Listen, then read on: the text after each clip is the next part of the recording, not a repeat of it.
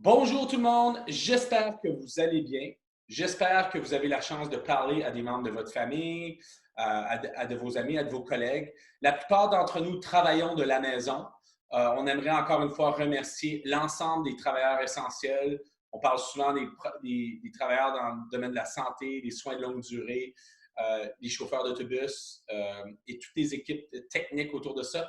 Je voulais faire une signification spéciale qui m'ont touché cette semaine. J'ai eu un défi technique, puis je sais comment les TI, les techniciens en informatique sont importants dans cette période. On travaille de la maison, donc nos outils sont hyper importants. Je vous lève mon chapeau, je sais que vous travaillez, vous aussi à distance.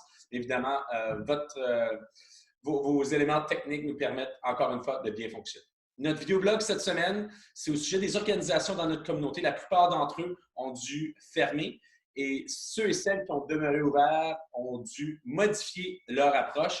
Donc, on rencontre la directrice exécutive du Boys and Girls Club, Colleen Mooney, qui va nous parler de qu'est-ce qu'ils font, eux, durant cette période. Évidemment, un groupe qui aide les jeunes de notre communauté, les jeunes qui sont dans des situations vulnérables.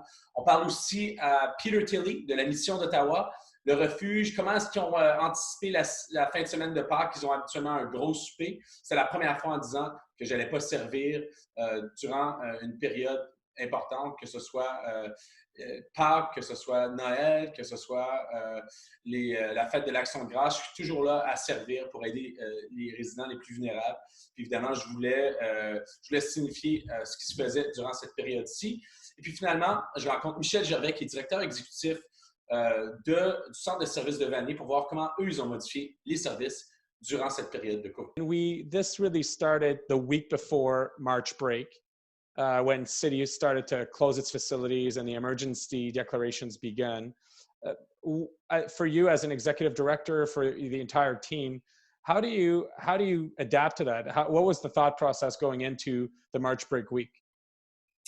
Well, we were very worried about our members because we provide services that I think are really, really important and that a lot of our members can't afford to get otherwise. We provide a healthy snack that's almost a meal at sort of around 4:35 in all of our clubhouses. And so what we did the first couple of weeks was we provided food. So we were able to, a lot of restaurants were closing, and so we were able to get beautiful perishable food.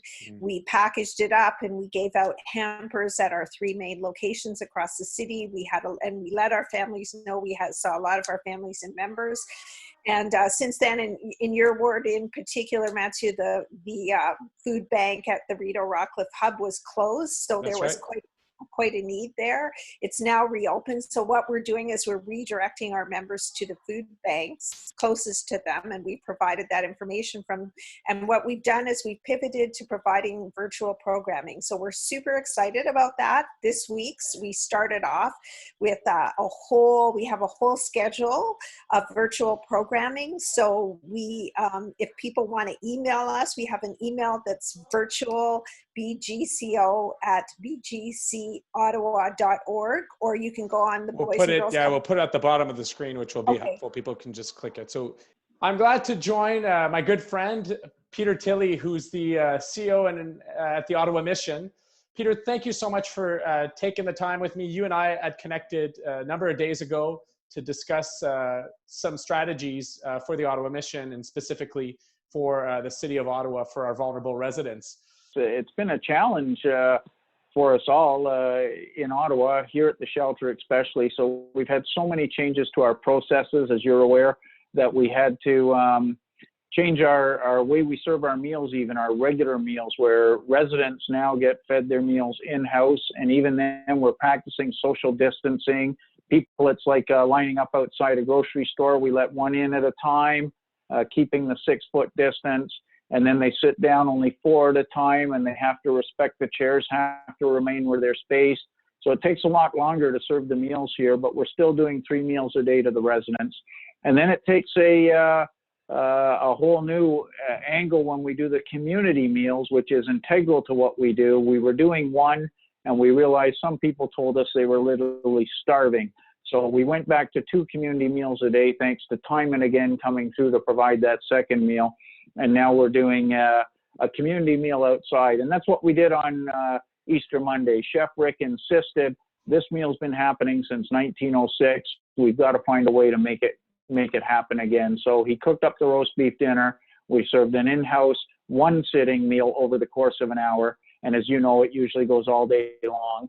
But and then we went outside and served the takeout meal. It was touching to see people lined up around the block, all respecting social distancing of about 6 feet. Our population have figured it out, Matthew, and that's one of the most incredible things is everyone here in a shelter, people don't realize how our people really want to live. They want to be safe, and they're really respecting all the new protocols that we've put in place. So a wonderful meal, gratitude, a thank you.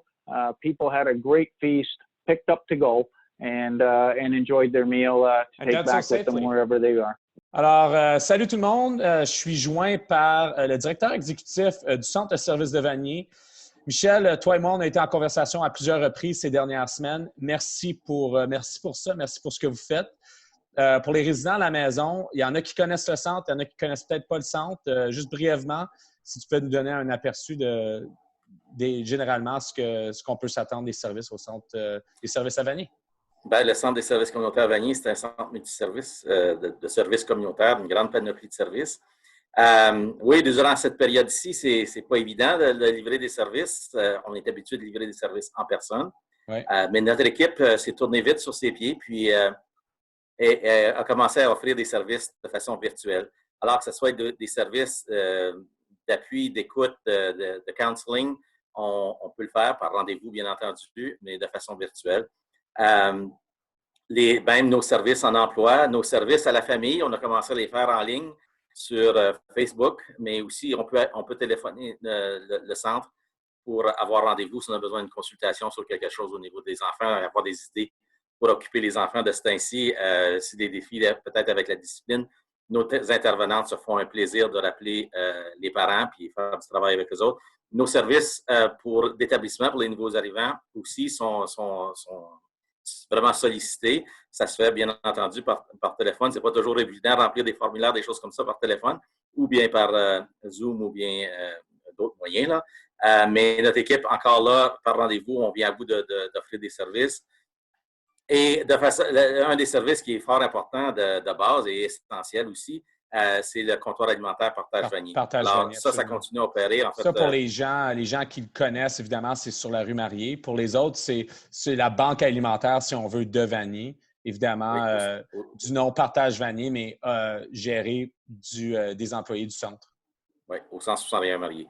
Alors, il s'agit de téléphoner. Encore là, on doit faire par rendez-vous, mais on peut se rendre en personne pour soit venir chercher une boîte de denrées, puis dans certains cas, on a des certificats cadeaux qui sont disponibles.